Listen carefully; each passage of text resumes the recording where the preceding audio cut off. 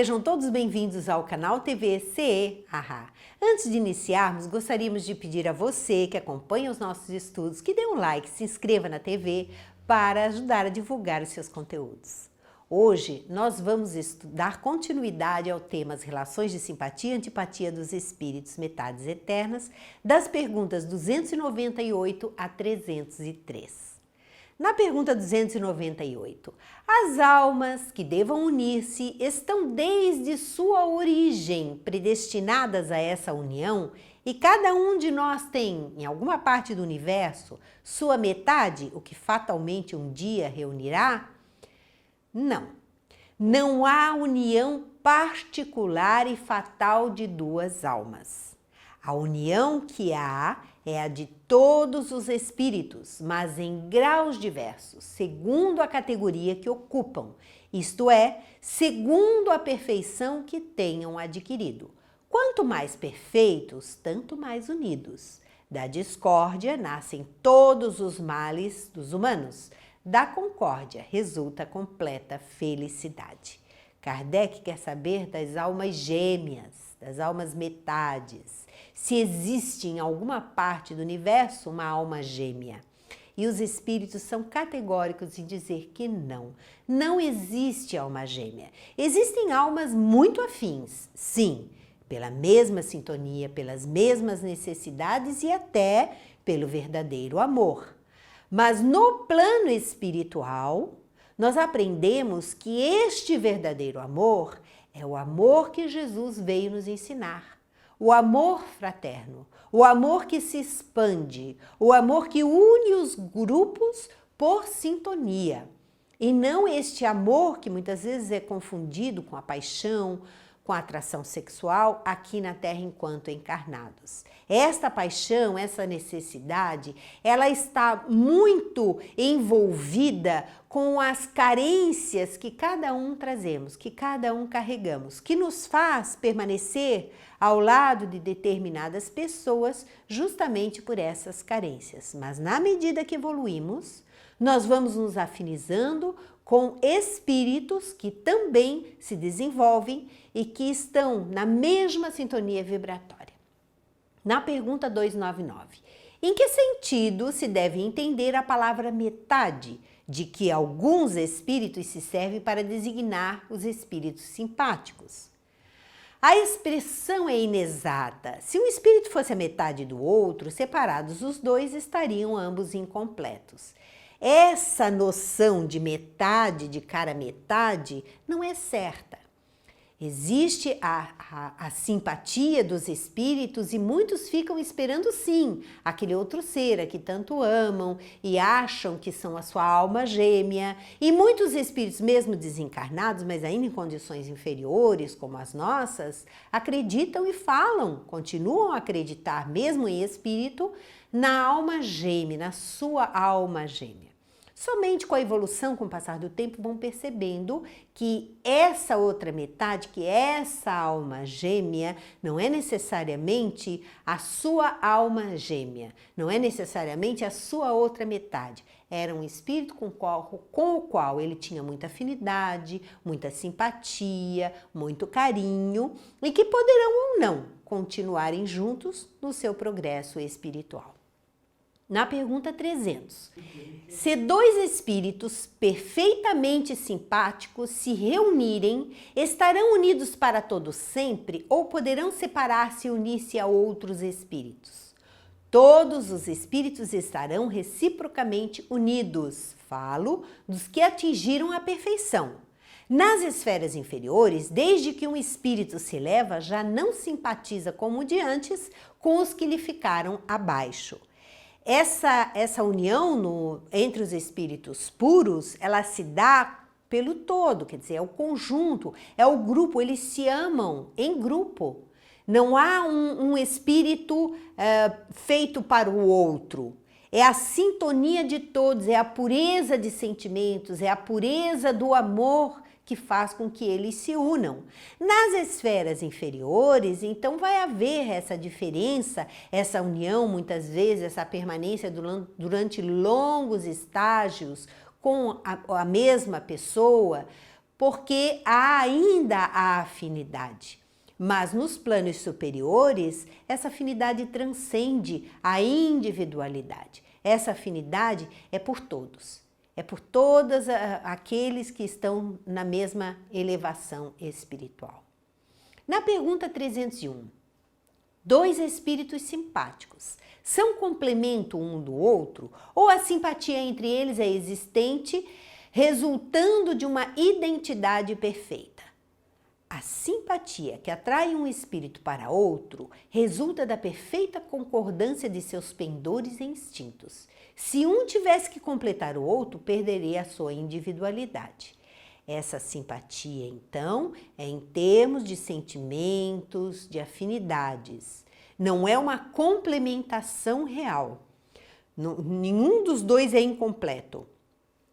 Cada ser, cada individualidade no universo, cada ser criado por Deus, ele é completo em si mesmo. Ele tem condições de se desenvolver, ele tem latente todas as qualidades e todas as condições para o processo evolutivo e para alcançar a perfeição. Ele tem tudo isso. O que nos faz nos aproximar uns dos outros e muitas vezes depender emocionalmente um do outro são os apegos. São aquelas carências internas que nos fazem enxergar no outro como se nós não tivéssemos aquilo que o outro está nos oferecendo. Na pergunta 302, a identidade necessária à existência da simpatia perfeita apenas consiste na analogia dos pensamentos e sentimentos ou também na uniformidade dos conhecimentos adquiridos? Na igualdade dos graus de elevação. As pessoas se aproximam daqueles, claro, que têm o mesmo tipo de pensamento, a cultura nos aproxima também, vários sentimentos, vários tipos de sensações nos aproximam, nos afinizam uns dos outros, mas sempre conscientes. Cada um de nós temos condições de desenvolver todas essas potencialidades que vemos no outro, em nós próprios. Na pergunta 303, podem tornar-se de futuro simpáticos espíritos que presentemente não o são? Quer dizer, espíritos que são antipáticos um ao outro, eles podem vir a se simpatizar um com o outro? Todos os serão, respondem os espíritos. Um espírito que hoje está numa esfera inferior ascenderá, aperfeiçoando-se, em que se acha um outro espírito. E ainda mais depressa se dará ao encontro dos dois. Se o mais elevado, por suportar mal as provas a que esteja submetido, permanecer estacionário. Então, todos serão simpáticos uns aos outros. Aqueles que hoje permanecem rebeldes, odiando, em estágios inferiores da evolução, mais cedo ou mais tarde, dependendo das suas vontades, eles se desenvolverão. Eles perceberão o quanto estão errados e que não não conseguem viver eternamente afastados de Deus. Porque Deus é o Pai Criador que nos atrai com o seu amor como criaturas ao Criador. Na pergunta 303A, podem deixar de ser simpáticos um ao outro dois espíritos que agora o sejam? Certamente, se um deles for preguiçoso. Mais uma vez, essa simpatia, ela se dá pela afinidade. Se hoje gostamos de determinada pessoa, mas essa pessoa não alimenta o mesmo tônus de vibração, os mesmos interesses, o interesse em se desenvolver, nós podemos nos afastar dessas pessoas, sim, por falta de afinidade. E Kardec faz uma nota. A teoria das metades eternas encerra uma simples figura representativa da união de dois espíritos simpáticos. Trata-se de uma expressão usada até na linguagem vulgar e que se não deve tomar ao pé da letra. Não pertencem, de certo, à ordem mais elevada os espíritos que a empregaram. Aqueles que acreditam na alma gêmea não são espíritos muito elevados, são espíritos numa condição relativamente inferior. Sendo necessariamente limitado o campo de suas ideias, hão podido exprimir seus pensamentos com os termos de que se teriam utilizado na vida corporal. Não se deve, pois, aceitar a ideia de que existam espíritos criados um para o outro e que deverão fatalmente reunir-se um dia na eternidade, depois de haverem estado separados por tempo mais ou menos longo. Essa ilusão, então, de que temos uma alma gêmea, e é onde muitas pessoas estão à procura da sua alma gêmea, à procura daquele que vem lhe completar os interesses, desmanchando relacionamentos, desmanchando casamentos, em busca dessa perfeição no outro, não vai encontrá-la. Vamos encontrar espíritos mais ou menos afim, mas vamos ver que os interesses, em algum momento, vão ser diferentes.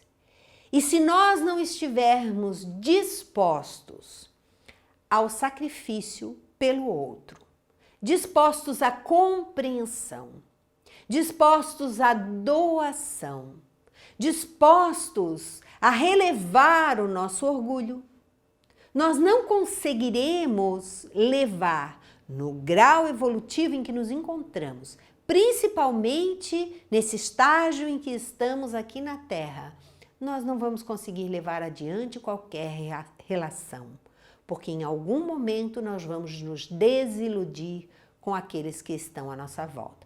Sejam relações amorosas, sejam relações parentais, seja o que for. Em algum momento nós vamos desfazer esses laços. E é tudo isso que os espíritos não desejam. E é tudo isso que a gente evita quando retorna à Terra. A gente vem com compromissos. E compromissos com aqueles que reencarnam próximos a nós. Esses compromissos são de responsabilidade nossa. Postergá-los, ou mesmo deixar de lado, buscando outros interesses, normalmente ilusões materiais. Neste momento em que estamos vivendo de transição, é um perigo desnecessário.